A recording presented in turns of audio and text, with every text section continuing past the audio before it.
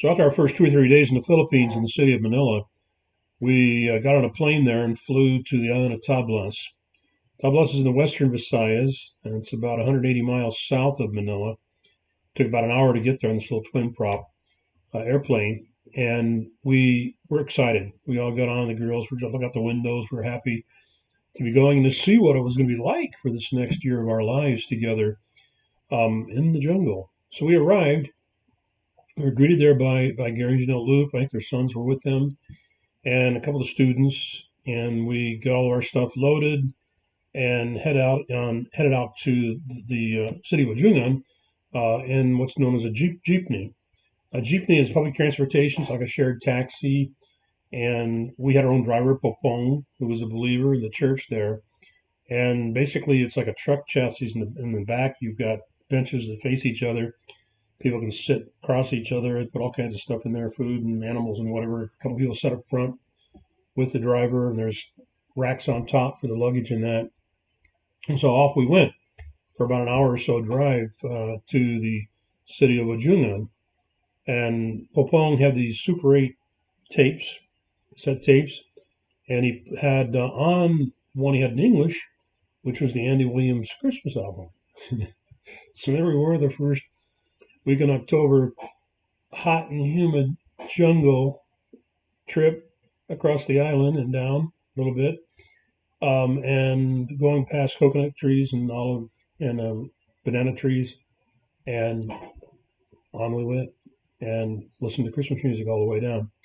Now we got there, and there's like a church had like a compound. There was a home for the pastor, a home for us, and then the church building, which was also being used to house the Bible college.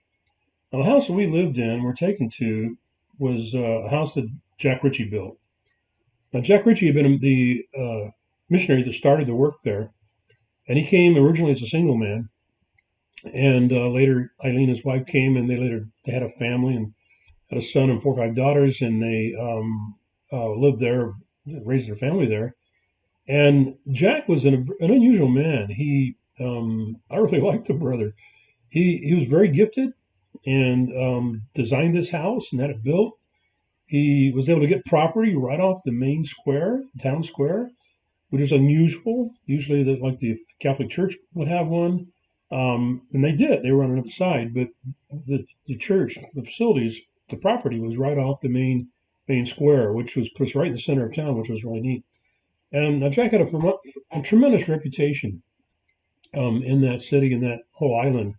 Everybody knew him, and when we came, even for the year that we were there to take the place of the Loops, they referred to Jack, and they revered him, and we kind of got some currency from that because he had been so reputable there and such a man of integrity and love that we kind of got in on that in the wake of that. So that was kind of cool. So we lived in the house that Jack built. It's a two-story house, 3 bedrooms upstairs. We used one as kind of a half office and that, and the other, we had one, the girls had the other. And downstairs we had a young lady, one of our students, Marissa, lived there and was a part of our life and a really, really good student in ministry today with her family, another island. And so there it began. We got set up there in the house that Jack built. And, we instantly felt at home, and the people were extremely friendly. Our staff, the teachers, the pastor and his wife, and in the church, I spoke several times. Our girls sang in the church. I mean, we were really well received. And the girls, you could tell that they were going to really thrive there. And it was going to be a good experience. And it was. So we had a great year there in the Philippines. I still have a lot of good memories there. I've been back a couple of times and planning on going again later this year or next year. In any event, there we were in the jungle in the house that Jack built. We had no municipal services, so we had electricity because the house was wired and because there was a generator. One of my chores was to make sure that was fueled up. And we had water that came, it was well water that we had electric pump. We pumped it up to the well above the ground on a tower, and that's the way we had running water. And well, water is really cold and snowy. So there we were, kind of making our initial adjustments there in Ojungan. Wonderful time, wonderful place, wonderful people, and there we were, the four of us living in the house that Jack built.